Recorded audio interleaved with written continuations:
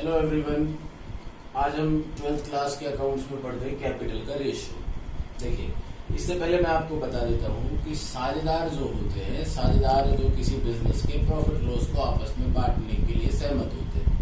अब वो profit loss को बांटने का जो अनुपात है ना, वो अनुपात या तो साझेदारी संलेख में लिखा हुआ होता है, और अगर किसी व्यापार में साझेदारी संलेख नहीं है तो ऐसी स्थिति में लाभ हानि को जो है वो बराबर बराबर बांटा जाता है। लेकिन कुछ सवाल ऐसे आते हैं जिनमें कहते हैं कि पूंजी के अनुपात में, मतलब कैपिटल के रेशियो में लाभ हानि को बांटा जाएगा। तो ऐसी स्थिति में हम कैपिटल का रेशियो कैसे क्रिएट करेंगे, कैसे निकालेंगे, वो आज के कॉन्सेप्ट में मैं आपको सिखाता हूँ। ठीक है। जैसे मान लीजिए एक फर्म में ए, बी और सी तीन साझेदार।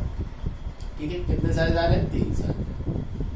1 अप्रैल 2017 को कोई साल शुरू हुआ और ए ने 60,000 रुपए पूंजी के लगाए, बी ने 40,000 रुपए पूंजी के लगाए और सी ने मान लीजिए 30,000 रुपए पूंजी के लगाए। ऐसे तीनों ने पूंजी लगा करके व्यापार शुरू कर दिया। ठीक है। अब जरूरी नहीं कि ये पूंजी हमेशा एक जैसी ही रहती है। साझेदार वर्ष के दौरान एक्स्ट्रा कैपिटल लगा सकते हैं और निकाल भी सकते हैं। अगर जरूरत पड़ती है तो लगाते हैं और नहीं तो पैसा निकालते हैं। तो ये तीनों ने शुरुआत में पूंजी लगाई थी, वर्ष के शुरुआत में। अब मान लीजिए इसके बाद क्या हुआ कि 1 अगस्त को इन्होंने अपनी पूंजी में 10,000 प्लस की, इन्होंने अपनी पूंजी में 15,000 प्लस की और इन्होंने अपनी पूंजी में 10,000 प्लस की। ये वर्ष के दौरान उन्होंने अतिरिक्त पूंजी और लगाई। ऐसे जैसे लगाई है ना, तो निकाल भी सकते। ठीक है। अब हमको कैपिटल का रेशियो क्रिएट करना है। ठीक है। एक ट्रांजेक्शन और ले लेता हूं मैं इसमें कि 1 दिसंबर 2017 ही चल रहा है ये। इन्होंने 15,000 रुपए और लगाए, इन्होंने वापस 15,000 रुपए लगाए, प्लस किए, और इन्होंने इस बार 20,000 रुपए व्यापार में और लगाए। इस तरीके से इन्होंने पूंजी व्यापार में और लगाई। अब हमको वर्ष के अंत में जो भी प्रॉफिट हुआ, तो सवाल क्या कह रहा है कि उसको पूंजी के अनुपात में बांटना है। अब पूंजी के अनुपात में बांटने के लिए हमको गुणनफल का यूज करना है, प्रोडक्ट का यूज करना है। प्रोडक्ट कैसे आएगा? बड़ा आसान सा कॉन्सेप्ट है, आप थोड़ा सा इसको समझदारी से करेंगे बिल्कुल इजीली सॉल्व हो जाएगा। हमको करना क्या है कि हमारी कितनी पूंजी कितने समय तक रही, इसको कैलकुलेट करना है। अब जैसे शुरुआत से लेता हूं, 1 अप्रैल 2017 के बाद में पूंजी चेंज कब हुई? 1 अगस्त 2017 को। तो अप्रैल, मई, जून, जुलाई, 4 महीने तक ये वाली पूंजी रही कि नहीं? तो 60,000 रुपए कितने समय तक रहे? 4 महीने तक। तो इसको मैं 60,000 को 4 से मल्टीप्लाई करके लिख देता हूं, 2,40,000। अच्छा, इसके बाद में 10,000 रुपए इन्होंने और लगाए, तो अब पूंजी कितनी हो गई? 70,000। ये कब तक रही? 1 अगस्त से लेकर दिसंबर तक। तो अगस्त, सितंबर, अक्टूबर और नवंबर। अगस्त, सितंबर, अक्टूबर और नवंबर। दिसंबर तो शुरुआत ही है।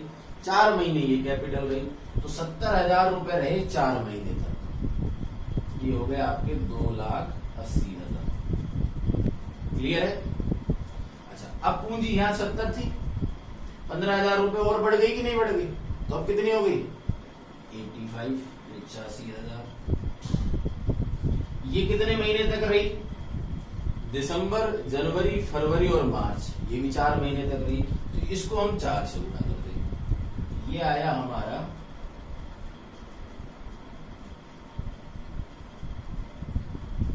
3,40,000। और इन सबको हम प्लस कर लेंगे। 3,40,000, 2,80,000 और 2,40,000। तो 3 और 2 5 और 2 7, 7 और 8,20,000 और 40,000, 8,60,000। जैसे हमने इसका कैलकुलेट किया ए का, सेम वैसे ही हमको बी का कैलकुलेट करना है। कैसे? 40,000 रुपए, क्योंकि इनके बीच में टाइमिंग जो है वो इक्वल है, बराबर टाइमिंग है, सबने बराबर बराबर समय पे पैसा लगाया है। अलग अलग भी हो सकता है, तो जितने महीने रहा उसके महीने से आपको मल्टीप्लाई करना है। 40,000 रुपए रहे कितने टाइम तक? 4 महीने तक। ये हो गया 1,60,000। फिर पूंजी 40,000 और 15,000, पूंजी हो गई, कैपिटल हो गई हमारी 55,000। ये कितने महीने रही? 4 महीने। मल्टीप्लाई करते चलो, 2,20,000। अब पूंजी हो गई 55 और 15 70, ये भी रही 4 महीने तक, ये हो गई 2,80,000। अब इनका हमने टोटल कर देना है, जैसे इसका टोटल किया था ना, सेम वैसे ही इसका टोटल कर देना है। 2,80, 3 और 2 5, 6 60। सेम ऐसे ही इसका करना है। ये 30,000 रुपए 4 महीने तक रहे, ये हो गए 1,20,000। ठीक है, 30 के बाद में 10,000 और लगाए, पूंजी हो गई हमारी 40, ये भी 4 महीने तक रही, ये आ गया 1,60,000। पूंजी 40 के बाद में 20 और बढ़ी, पूंजी हो गई 60, ये भी रही 4 महीने तक, ये हो गया आपके 2,40,000। अब इनको वापस प्लस कर देना है। 2 40 और 60, 3 लाख, 4 लाख, 5 लाख, 5,20,000। और ये जो तीनों के प्रोडक्ट आए हैं, इनका हमको अनुपात निकाल देना है। अब अगर इनकी सबकी 0 हटाऊं मैं, तो 4 0 सब में से हट सकती है। 86 अनुपात 66 अनुपात 52। और सॉल्व कर सकते हैं।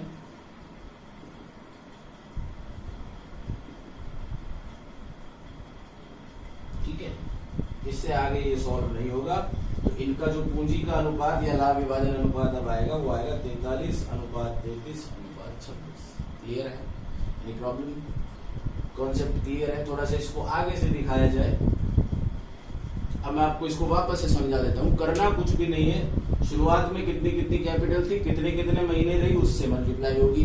बढ़ करके पूंजी कितनी कितनी हो गई, जितने महीने तक चेंज नहीं हुई उतने महीने से मल्टीप्लाई होगी, और लास्ट में सबको प्लस करके इसका अनुपात निकाल दिया जाएगा। ये सिंपल सा आपका कैपिटल का रेशियो। क्लियर?